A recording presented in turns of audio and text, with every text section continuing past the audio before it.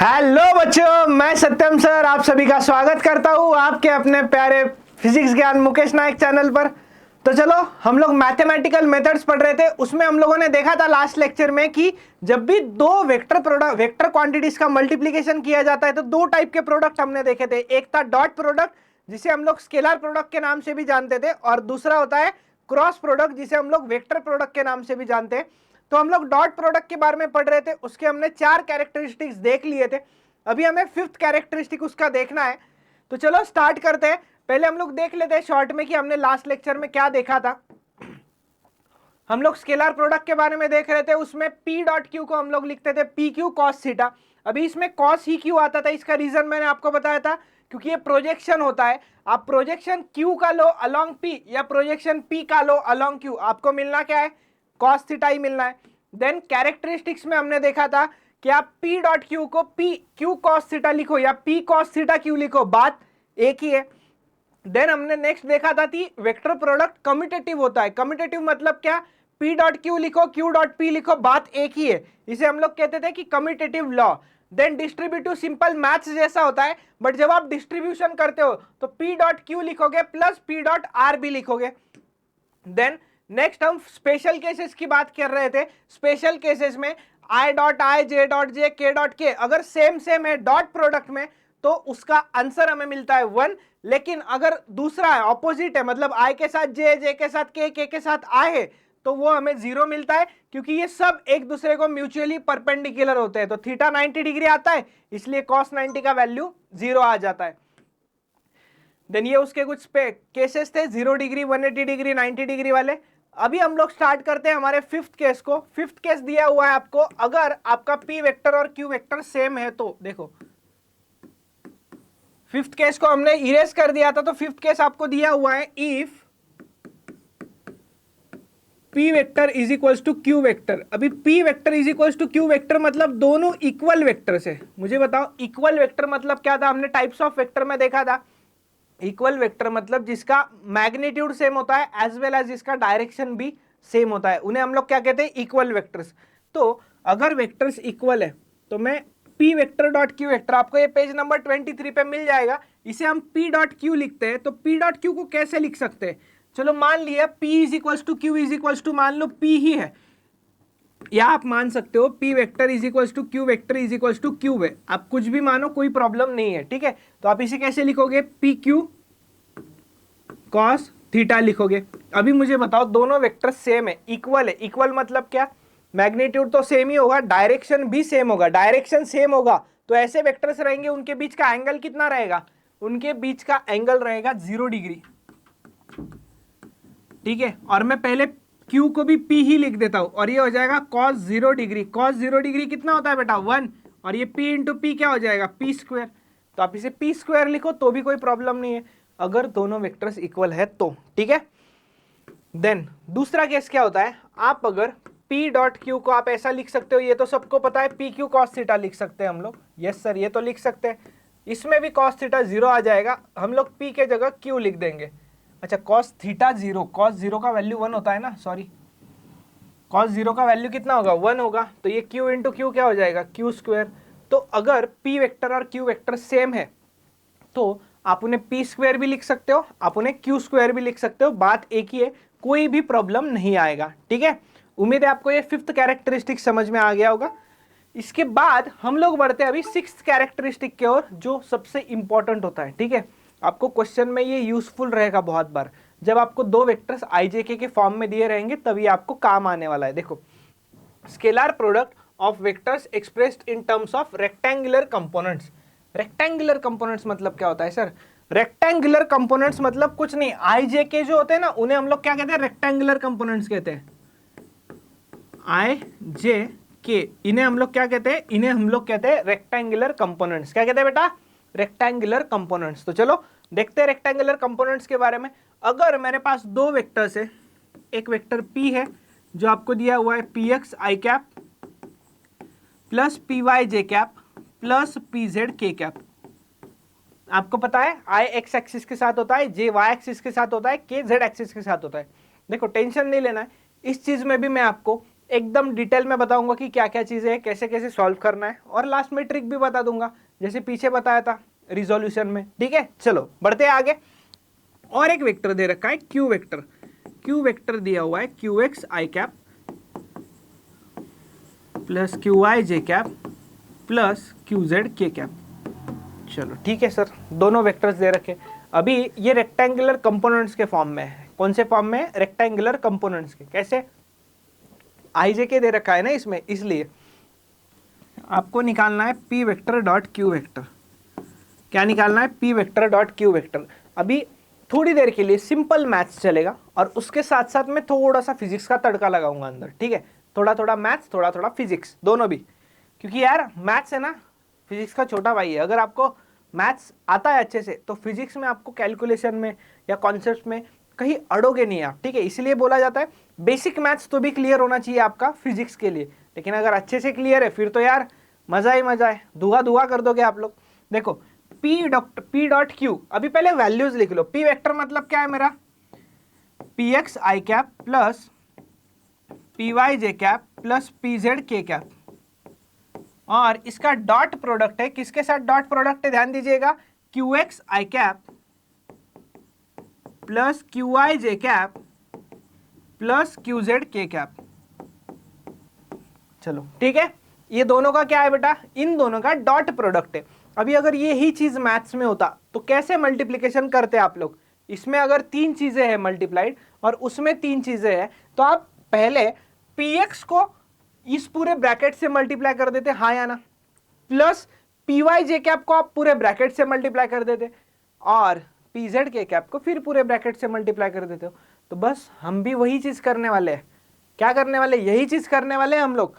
इस स्टेप में हो जाएगा, एक स्टेप लिख देते हैं। क्या हो जाएगा? P x I cap dot product of Q x I cap plus Q I J cap plus Q Z K cap. ठीक है, ये सिंपल मैथ से थोड़ा सा फास्ट भी बता दूं तो आपको प्रॉब्लम नहीं होना चाहिए। ठीक है, प्लस ये पहला टर्म, दूसरा term P Y J cap, इसके साथ डॉट प्रोडक्ट कर दीजिए, फिर से वही चीज Q x I cap plus Q I J cap plus Q Z K cap. चलो ये चीज आपको समझ में आ गया होगा। देन थर्ड टर्म और बचा है हमारा। थर्ड टर्म क्या है हमारा? थर्ड टर्म है पी जेड के कैप, इसका डॉट प्रोडक्ट वही ब्रैकेट क्यू एक्स आई cap plus Q Y J cap plus Q Z K cap.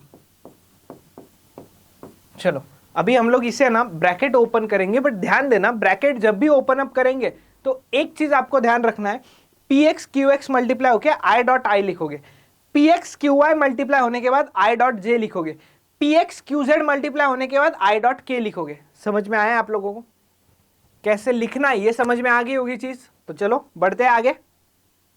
देखो लेफ्ट हैंड साइड में था P vector dot Q vector. चलो लिखते हैं, अभी सॉल्व करते हैं यार इसे।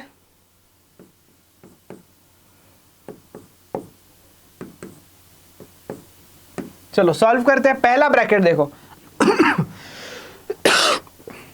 सॉरी, उम्मीद है आप नोट्स निकाल रहे होंगे। ठीक है, चलो पहला क्या था टर्म? पहला P x into Q x हो जाएगा और दोनों के साथ आई डॉट आई हो जाएगा बराबर, प्लस इधर है पी एक्स, इधर है क्यू आई, और इसके साथ है आई और इसके साथ है जे, तो ये हो जाएगा आई डॉट जे। देखो ना यहाँ पे दिख रहा है P x Q I I dot J, P x Q I I dot J, plus third term P x Q Z I dot के। मैं पहली लाइन पहले लाइन में ही लिख रहा हूं ताकि आपको आगे चल के प्रॉब्लम ना हो समझने के लिए। ठीक है, प्लस नेक्स्ट टर्म पे ध्यान दीजिएगा। नेक्स्ट टर्म देखिए पी वाई वाला टर्म से मल्टीप्लाई करना है, तो ये हो जाएगा P Y Q X, P Y Q X J cap I cap, J cap I cap, plus P Y Q Y J cap.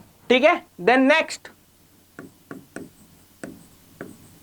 P Z नहीं भाई, पी जेड नहीं, सॉरी पी जेड नहीं, ये P Y Q Z J dot K cap. समझ में आया? यहाँ पे आप देख सकते हो, इसी को मैं सिंप्लीफाई कर रहा हूँ ब्रैकेट ओपन अप करके। ठीक है, देन नेक्स्ट लास्ट लाइन बचा है। लास्ट लाइन में P Z Q X K cap dot I cap plus P Z Q Y K cap dot J cap plus last P Z Q Z K cap dot K cap. अभी आप मुझे बताइए इसमें क्या करना होगा।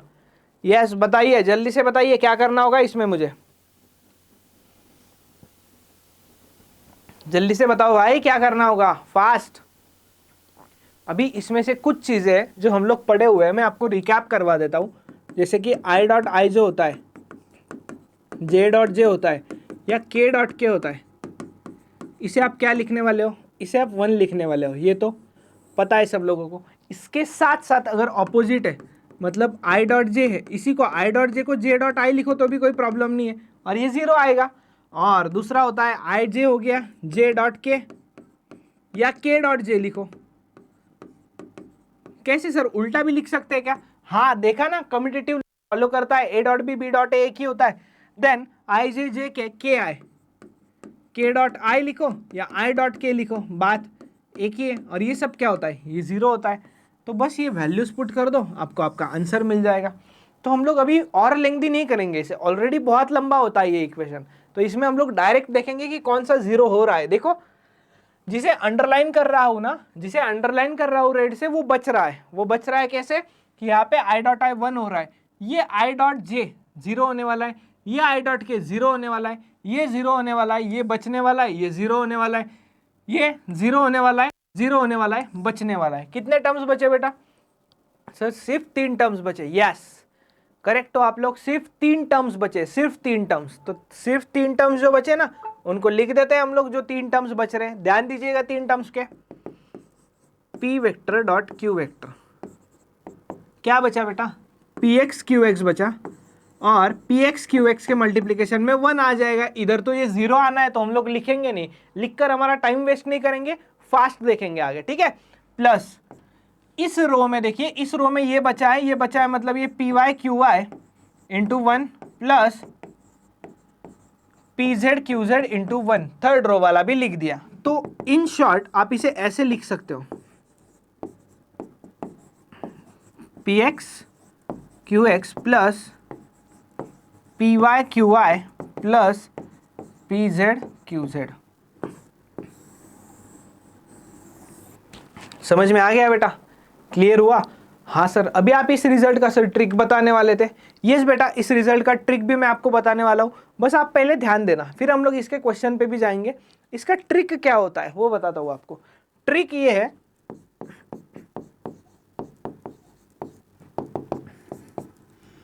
whenever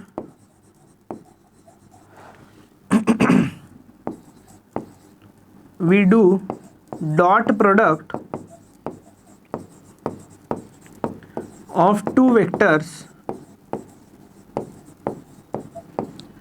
which are given in terms of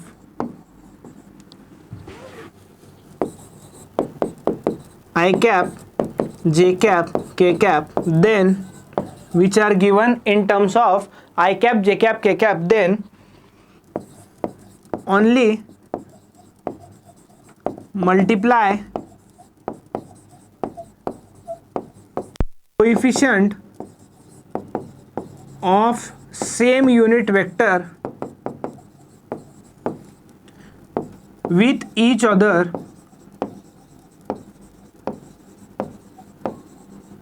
and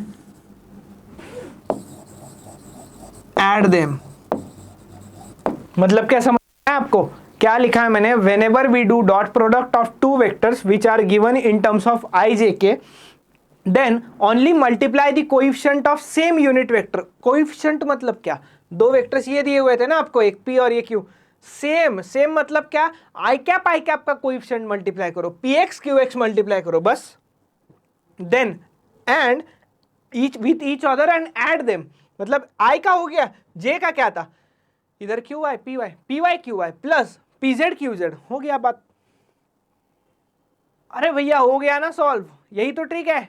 बस simple याद रखना है, आई के साथ आई वाला चीज मल्टीप्लाई करो, जे के साथ जे वाला चीज मल्टीप्लाई करो, के साथ के वाला चीज मल्टीप्लाई करो। क्लियर है? चलो बढ़े आगे। क्वेश्चन देखते हैं अभी। अच्छा, एक प्रॉपर्टी और बचा है, कैरेक्टरिस्टिक। ओके ठीक है, क्या बोल रहा है देखो, if a dot b is equals to a dot c, मतलब a डॉट बी का डॉट प्रोडक्ट और a डॉट सी का डॉट प्रोडक्ट सेम है, where a is not equal to 0, it is not necessary that b is equals to 0। मतलब अगर a dot b और a dot c same है, तो जहां पर a वेक्टर 0 नहीं है, नॉट इक्वल टू 0 है, तो ये जरूरी नहीं है कि b और c सेम होने चाहिए। ठीक है, मतलब ऐसा नहीं है कि आप मैथ्स में कर देते हो ना, A B is equals to A C, A cancel and b is equals to C, तो ये वेक्टर्स में नहीं होता है। ठीक है, so using the distribution law we can write, इसे डिस्ट्रीब्यूशन लॉ यूज करके हम लोग ऐसा लिख सकते हैं, A vector dot B vector minus C vector. Sir कैसे ऐसे लिख सकते हैं, बताता हूं, आ जाओ इधर, ध्यान दीजिएगा। क्या लिखा मैंने, A vector dot B vector minus C vector is equal to 0। Distribution law पढ़ा ना, डिस्ट्रीब्यूटिव लॉ हमने, बस उस डिस्ट्रीब्यूटिव लॉ का यूज कर लो, तो ये हो जाएगा A vector dot B vector, minus आएगा यहाँ पे, माइनस है इसलिए A vector dot C vector, clear, equals to 0। तो इस माइनस को उधर लेके चले जाइए, इस माइनस को उधर लेके चले गए तो क्या हो जाएगा, प्लस हो जाएगा। तो ये a dot b is equals to क्या मिला आपको, a डॉट सी। बस यही तो चीज़ दिया हुआ था उसने, क्लियर हो गया, अभी समझ में आ गया। Then next, it implies that b minus c is equals to 0 और a is perpendicular to minus c. It does not necessarily imply that b minus c is equals to 0। मतलब इट इम्प्लाइज दैट आइदर, मतलब कभी कभी b minus सी भी 0 हो सकता है, possibility है, क्योंकि ये दोनों है ना, एक ये चीज़ है और एक ये चीज़ है। अच्छा, दो चीज़ों का डॉट प्रोडक्ट कब 0 होता है पता है, जब वो परपेंडिकुलर है। कैसे सर, आई डॉट आई कितना होता था बेटा, 1 ना, क्योंकि वो कैसे थे, पैरेलल थे ना, 0 डिग्री एंगल था ना। आई डॉट जे कितना होता था, आई डॉट जे पूछ रहा हूँ, आई डॉट जे 0 होता है सर, हाँ दोनों परपेंडिकुलर। जे डॉट के सर वो भी 0 होता है, क्यों, वो भी दोनों परपेंडिकुलर है बेटा। तो इसका मतलब दो वेक्टर्स अगर परपेंडिकुलर है तो उनका डॉट प्रोडक्ट 0 होता है। ठीक है, यहाँ पे लिख देता हूँ मैं, इंपॉर्टेंट पॉइंट है, स्टार मार्क कर देता हूँ। If two vectors are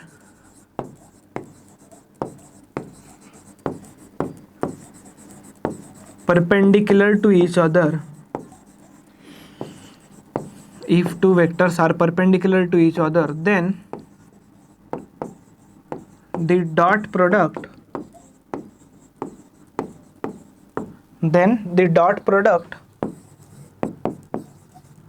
of these two vectors is always equal to 0। मतलब अगर कोई भी दो वेक्टर्स ले लो और उनका अगर आप डॉट प्रोडक्ट फाइंड कर रहे हो और उनका डॉट प्रोडक्ट अगर 0 आता है, तो समझ जाना कि वो क्या परपेंडिकुलर है, या आप परपेंडिकुलर वेक्टर्स का डॉट प्रोडक्ट लो तो वो 0 आता है। दोनों भी चीजें याद रख सकते हो। चलो भाई, कल करते हैं अभी क्वेश्चन को सॉल्व। देखो क्या बोला है, बहुत सिंपल है। Find the scalar product. Scalar product मतलब क्या होता है बेटा, स्केलर प्रोडक्ट मतलब होता है sir dot product, yes correct, dot product of the two vectors, दो वेक्टर्स का डॉट प्रोडक्ट करना है अभी। चलो तो करते हैं डॉट प्रोडक्ट को solve. v1 vector dot v2 vector is equals to, अभी दोनों का डॉट प्रोडक्ट करना बहुत इजी टास्क है। I cap plus 2j cap plus 3k cap, dot product जिसका हम लोग लेने वाले हैं 3i cap plus 4j cap minus 5k cap के साथ। ध्यान देना, अभी बिल्कुल भी घबराना नहीं है। सिंपली मैंने एक ट्रिक बताया आपको, i के साथ i का मल्टीप्लीकेशन, j के साथ j का मल्टीप्लीकेशन, k के साथ k का मल्टीप्लीकेशन, बात खत्म कर दो। देखो i के साथ i के साथ इधर कुछ नहीं है, मतलब 0 नहीं लेना है बेटा। अगर i होता ही नहीं तो 0 लेते हैं। i के साथ कुछ नहीं मतलब 1 होता है, तो ये हो गया 1 इंटू यहाँ पे कितना है 3, प्लस j के साथ इधर कितना है 2 और इधर कितना है 4 और इधर कितना है भैया 3 के साथ सॉरी k के साथ कितना है, इधर 3 है और इधर -5 है। तो ये माइनस वाली चीज़ है ना, कभी भी ध्यान देकर सॉल्व करना, क्योंकि माइनस वाली चीज़ें आपका आंसर गड़बड़ कर सकती है आंसर में। तो माइनस साइन के साथ लेना है। 1 इंटू 3 कितना 3 प्लस 4 इंटू 2 8, ये 5 इंटू 3 15 माइनस 15 प्लस माइनस -15 हो जाएगा। तो 8 प्लस 3 11, 11 माइनस 15 -4, ये आपका आंसर हो गया। आप चेक कर सकते हो, टेक्स्ट बुक में आपको एग्जाम्पल भी दिया हुआ है। एग्जाम्पल आपको दिया है पेज नंबर 23 के ऊपर। उन्होंने सॉल्व किया है I.I लेकर J.J लेकर, उन्होंने वो यूज़ किया है लॉजिक, बल्कि हम डायरेक्ट ट्रिक से चले गए, I के साथ I, J के साथ J, इस तरीके से। लेकिन विथ साइन सॉल्व करना है, प्रॉपर साइन के साथ सॉल्व हो तो ही मज़ा है। अगर आप बिना साइन के सॉल्व कर रहे हो तो कोई उसमें आपका आंसर सही आने के चांसेस जीरो है। कितने हैं? जीरो है, जीरो, एग्जैक्ट जीरो चांसेस है। क्लियर हो गया यहाँ तक? कोई डाउट नहीं है आप लोगों को? ये हमने आज देखा डॉट प्रोडक्ट के बारे में। डॉट प्रोडक्ट के आप और भी क्वेश्चन सॉल्व कर सकते हो। आपको कोई डिफिकल्टी लगती है, आपको अगर लगता है कि नहीं और क्वेश्चन प्रैक्टिस चाहिए सर, तो टेक्स्ट बुक के अलावा भी और बहुत सारे क्वेश्चंस हैं हमारे पास, वो भी क्वेश्चंस ले सकते हैं। बस आप कमेंट कर सकते हो कि सर और क्वेश्चंस चाहिए या कुछ आपको और एडिशनल चीज़ें चाहिए तो ठीक है। अगर बहुत सारे बच्चे कमेंट कर देते तो आपको वो प्रोवाइड कर दिया जाएगा। चलो, तो उम्मीद है आपको ये चीज़ समझ में आ गया होगा। इसमें हमने सारी चीज़ें देखी है dot product related. Last lecture में और इस लेक्चर में हमने 2 लेक्चर में पूरा डॉट प्रोडक्ट कवर कर दिया है। इसमें हमने एक क्वेश्चन भी सॉल्व किया जो आपके टेक्स्ट बुक में दिया हुआ था। सिंपल चीज़ें है, डॉट प्रोडक्ट में 2-4 चीज़ें याद रखिएगा, आपका डॉट प्रोडक्ट कभी गलत नहीं होगा। सबसे पहले तो पी डॉट क्यू क्या होता है? पी डॉट क्यू होता है p q cos theta. Then आपको याद रखना है यूनिट वेक्टर्स का डॉट प्रोडक्ट, सेम सेम है तो 1 और अलग अलग है तो 0। बस इतनी कुछ चीज़ें याद रखो, हो जाएगा। तो चलो, मैं सत्यम भंडारी यहीं पर रुकता हूँ। हम लोग अगले लेक्चर में बहुत बढ़िया से वेक्टर प्रोडक्ट के बारे में पढ़ने वाले, जो लेक्चर बहुत बढ़िया होने वाला है और जिसमें आपके वेक्टर प्रोडक्ट के ऑलमोस्ट बहुत बच्चों को वेक्टर प्रोडक्ट डिफिकल्ट लगता है कि क्यों माइनस आ रहा होता है, क्यों कब प्लस लेना होता है। आपको एक ट्रिक बताऊंगा राइट हैंड थंब रूल के लिए, वो ट्रिक आप कभी भूलोगे नहीं, आपका प्लस माइनस कभी गलत नहीं होगा। और वो जो ट्रिक है ना, वो आपको 12th में मैग्नेटिज्म वाले पार्ट में बहुत हेल्प करेगा, क्योंकि वहाँ पे right hand rule, right hand screw rule वगैरह बहुत बार आता है। ठीक है, तो चलो बाकी चीज़ें अगले लेक्चर में ही देखेंगे, बहुत ज़्यादा बात नहीं करते, आपको मज़ा आएगा अगले लेक्चर में। तो चलो, पढ़ते रहिए, रिवाइज करते रहिए, जाते जाते बस वीडियो को लाइक करना, अपने दोस्तों तक शेयर करना और अच्छा लगे वीडियो तो कमेंट करना। Thank you everyone.